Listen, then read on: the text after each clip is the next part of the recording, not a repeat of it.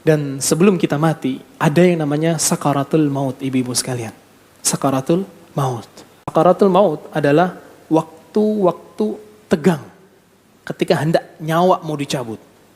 Ketika nyawa mau dicabut, itulah sakaratul maut. Dan disebutkan sama Allah Azza wa Jalla di surat Al-A'raf, surat Qaf ayat 19, Allah Azza wa Jalla berfirman, "Waja'at sakratul mauti bil haqq, dzalika ma kunta minhu tahid." Dan datanglah kepada kalian sakaratul maut. Itu masa-masa tegang ketika ruh sedang dicabut. Dzalika ma kunta minhu tahid. Itu adalah suatu hal yang kalian selalu menghindar darinya. Karena apa? Takut. Dan saya akan sebutkan ke ibu-ibu sekalian gambaran ketika ruh dicabut dari tubuh kita.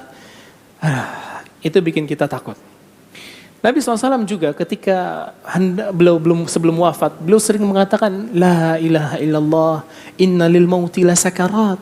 La ilaha illallah, kematian itu ada yang namanya sakaratnya ini. Masa-masa tegang ketika ruh hendak mau dicabut. Dan ibu-ibu harus tahu ya, ketika ruh dicabut, itu adalah inti ruh yang ada di tubuh kita. Para ulama menjelaskan, ketika kita luka ya, ketika kita kena luka, tersayat pisau atau terbakar, itu ruh kita tersentuh. Ruh kita tersentuh. Makanya kita merasakan sakit. Namun sakitnya tidak sampai ke seluruh tubuh, mungkin hanya di bagian yang sakit saja. Ya, misalkan tangan kena pisau, maka yang sakit di sini, lukanya di sini. Coba ibu-ibu bayangkan, sekarang yang akan ditarik paksa keluar adalah ruhnya. Ruhnya yang ada di tubuh kita. Dia akan dipaksa keluar dari tubuh kita. Ini udah waktunya dia untuk berjalan. Maka di pertemuan yang lalu saya sudah ceritakan tentang perjalanan ruh ketika hendak detik-detik akan mati. Dan itu semua akan kita lalui. Tidak ada yang tidak. Dan semuanya antara dua bentuk saja. Semuanya antara dua bentuk saja. Antara bentuk seorang mukmin atau bentuk seorang kafir. Orang mukmin, kita ceritakan lagi, ketika detik-detik dia mau wafat, maka datanglah beberapa malaikat dari surga. Yang dia membawa kain kafan dari surga. Yang kain kafan ini bersih, wangi dan sebagainya. Kemudian dia duduk di sebuah titik yang Allahu a'lam, kita nggak tahu di mana, dan nanti kita akan lihat. Kemudian mereka menunggu di situ. Sampai akhirnya malaikat maut datang. Dan dia berdiri di atas kepala kita. Di atas kepala kita. Kemudian malaikat maut mulailah mencabut roh kita. Dari ujung kaki kita. Ditarik. Secara paksa. Karena kita semua gak siap untuk mati. Secara paksa.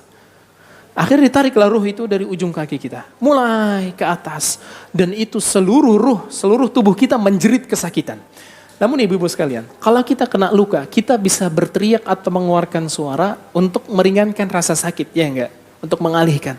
Tapi ketika ruh dicabut, kita udah enggak punya kemampuan untuk itu. Enggak ada. Kita meregang rasa sakit itu semua tanpa bisa berucap sedikit pun.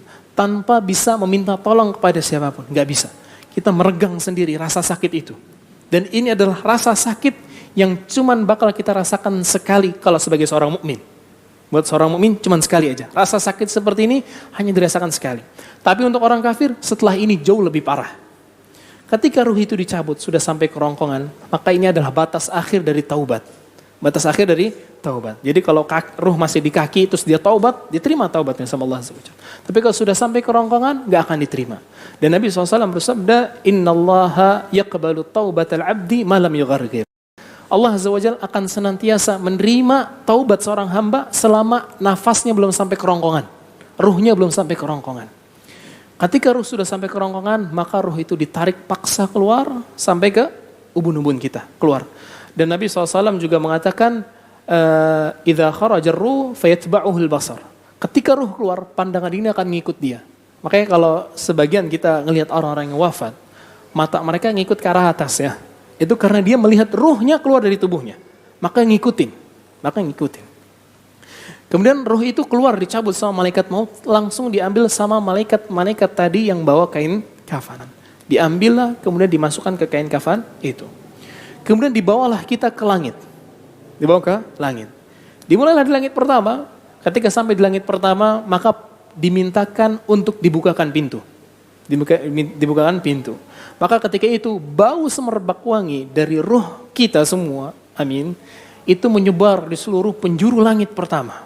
Maka seluruh malaikat yang ada di situ mengatakan, ini siapa? Ruhnya siapa ini?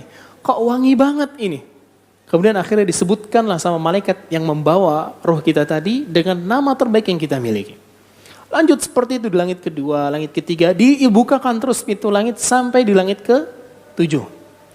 Di langit ke-7 Allah Azza wa Jalla berfirman, "Uktubu kitab 'abdi fil 'ildiyin." Catatan amal hambaku ini di 'ildiyin. 'Ildiyin itu catatan amal baik, catatan buat orang-orang yang soleh, orang-orang yang Allah ridhai. Akhirnya apa? Ruh itu dikembalikan ke jasad yang ada di kuburan kita. Balikin ke jasad. Kemudian setelah kita tersadar dari perjalanan menuju langit itu, maka kita tersadar dan di hadapan kita sudah ada 2 malaikat lagi. Malaikat Munkar dan Nakir. Nabi SAW mensifati malaikat Munkar Nakir itu sebagai malaikat yang syadidul intihak. Bentakannya kasar. Dan mereka aswadani azraqan. Hitam kebiru-biruan. Jadi ibu-ibu pernah lihat orang hitam gak? Tapi saking hitamnya sampai kebiru-biruan gitu. Hitam banget. Itu digambarkan sama Nabi SAW.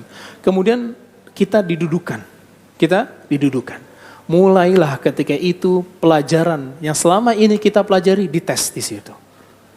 3 pertanyaan yang mudah ya Bu ya sebenarnya. Man rabbuka? Wa madinuka? Wa man nabiyuka? 3 pertanyaan gampang. Kita semua bisa jawab sekarang. Mungkin saya tanya mendadak pun bisa jawab. Cuman kondisinya beda. Ketika di alam barzakh.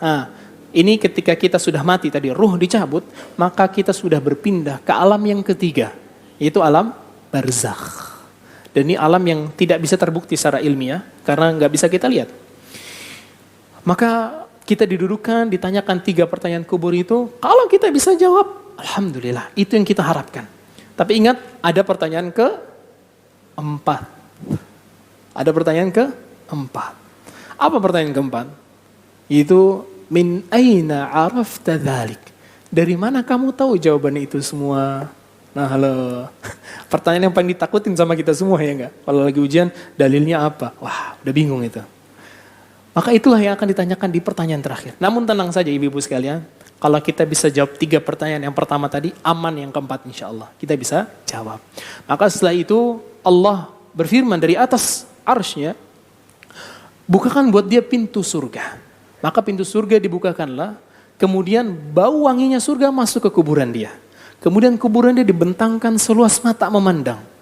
Seluas mata memandang tuh kalau ibu-ibu sedang ke laut, ibu-ibu lihat ujungnya itulah seluas mata memandang. Sejauh itu, luas, gak sempit kita. Kemudian datanglah sesosok makhluk yang wajahnya hasan dan pakaiannya bersih dan wangi. Kemudian sosok makhluk ini mengatakan, bergembiralah dengan apa yang sudah Allah janjikan untuk kamu. Kemudian waktu itu kita akan bertanya, kamu ini siapa? Kok wajah kamu indah, pakaian kamu indah, baumu pun indah. Seakan-akan mendatangkan berita yang baik. Maka dia mengatakan, ana amalukas saleh. Aku adalah amalan soleh kamu. Itu yang kita usahakan Bu selama hidup di dunia ini. Itu antar hasilnya. Kita lihat nanti, bukan sekarang, nanti. Kita baru lihat hasilnya. Namun, itu ending ceritanya. Buat orang mukmin. Dukung Al-Hujjah untuk punya tempat sendiri. Salurkan wakaf lahan melalui Bank Syariah Indonesia. Nomor rekening 7796001377. Atas nama Al-Hujjah Dakwah Islamiyah. Dengan memberikan kode 300 di belakangnya. Contoh, Rp 10.300.000. Syukron, wa jazakumullah khair.